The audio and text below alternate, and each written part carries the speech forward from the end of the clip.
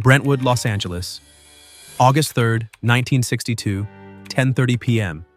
Marilyn Monroe sits alone in her bedroom, staring at pill bottles that line her nightstand like plastic soldiers. The world's most desired woman clutches a telephone that connects her to nobody who cares. In 24 hours, she'll be gone with that same phone gripped in her lifeless fingers. Hollywood's biggest star is about to pay the ultimate price for falling in love with the wrong man. This is the story of Marilyn Monroe's final day alive. Marilyn paces her bedroom, her mind racing through disasters crushing her world. The terry cloth robe clings to her shaking body as she stares at her reflection in the mirror. The face looking back belongs to a stranger, hollow-eyed, broken, abandoned. She reaches for the black telephone, desperate to hear Bobby's voice. Her fingers dial the number she knows by heart, but the line stays silent. He won't take her calls anymore. The attorney general who whispered promises of marriage now won't even speak to her. Her thoughts spin out of control.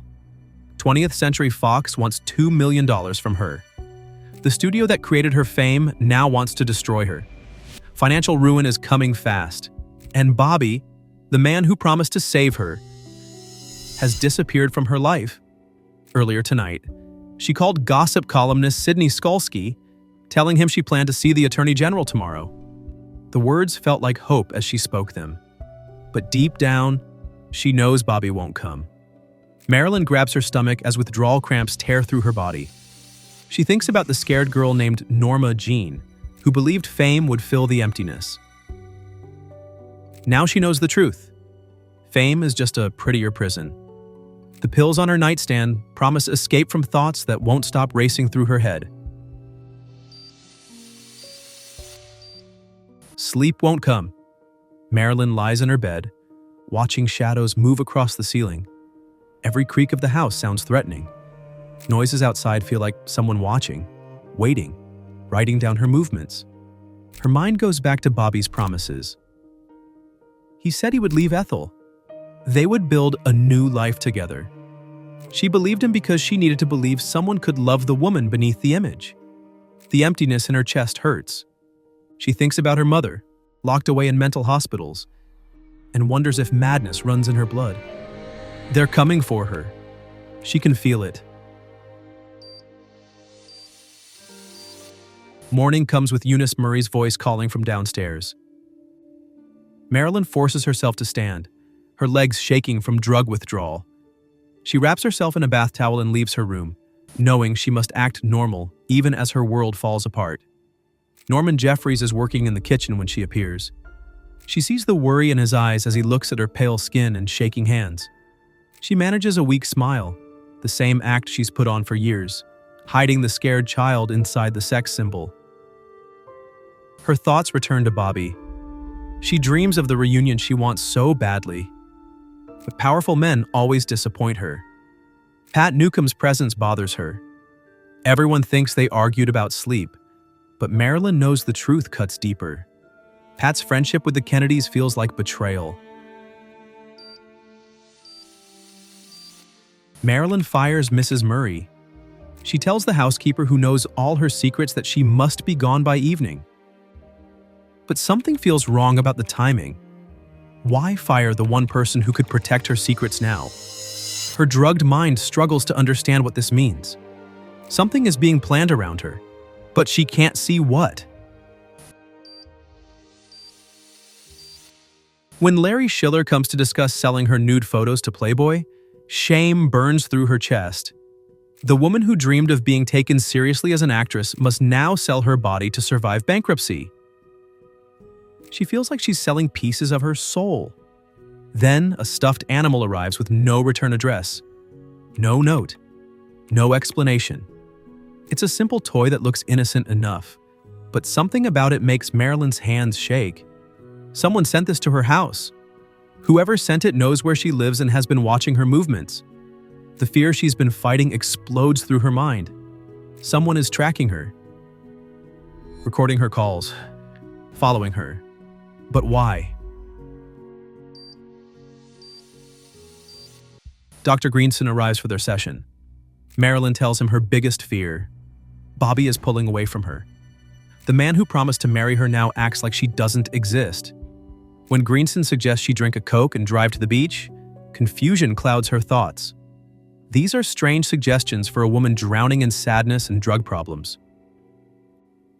But his next request shocks her. He asks Mrs. Murray to stay overnight, the same housekeeper she fired hours earlier. Marilyn realizes people are being moved into place around her. But for what? At 7 p.m., Joe DiMaggio Jr.'s call brings unexpected joy to Marilyn's broken heart. For 20 minutes, she laughs like the girl she was before Hollywood destroyed her innocence. His young voice carries hope she'd forgotten existed. Mrs. Murray watches from the doorway as Marilyn changes during the conversation. Happy, alert, full of life. The phone call proves what investigators will later refuse to believe. She's not planning to unalive herself. But joy dies at 7:45 p.m. when Peter Lawford calls. Something terrible happens to Marilyn's voice. Her words become unclear and hard to understand. She struggles to think straight as drugs take over her system. Through the fog in her brain, she manages to tell Lawford to say goodbye to everyone. Marilyn finds herself completely alone in her house. Mrs. Murray and Norman Jeffries have left for the night. The silence feels heavy and scary. Her mind, clouded by drugs, struggles to process what's happening to her. She sits on her bed, surrounded by empty pill bottles. The chemicals in her system make thinking difficult. Everything feels fuzzy and far away. She thinks about all the powerful men who have used her and thrown her away. Jack Kennedy. Now Bobby. They promised her everything and delivered nothing but heartbreak. The phone sits next to her bed like her only connection to the outside world. She thinks about calling someone, anyone, but who would care? Fear and loneliness wash over her. She's completely alone, with nothing but her pills and her shattered dreams. The woman the whole world wants to know has nobody who truly knows her. Marilyn stares at the ceiling, feeling her body getting heavier as the drugs take effect. She never wanted it to end this way. Marilyn lies in her bedroom as the drugs take over her body. Her breathing becomes slow and shallow. Her famous body grows still as her mind drifts through memories of her past. Something impossible is happening inside her. Huge amounts of barbiturates are in her blood, but no pills are found in her stomach. The medical facts don't make sense. How does someone overdose without swallowing anything? The doctors can't explain it. Her hand grips the telephone receiver tight, trying to call for help that will never come.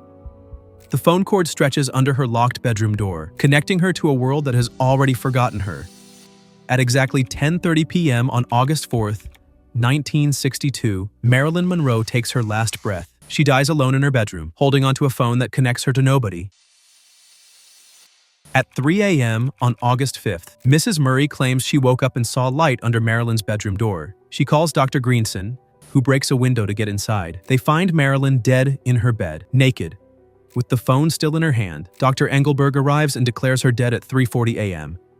At 4:25 a.m., police are finally called. The news breaks across the world like lightning. Marilyn Monroe is gone at 36. Fans cry in the streets outside movie theaters. Radio stations play music from her films nonstop. Newspapers print special editions. The world stops to mourn the loss of its most famous woman, but the story doesn't add up. Mrs. Murray's timeline keeps changing. First, she says she found the body at midnight.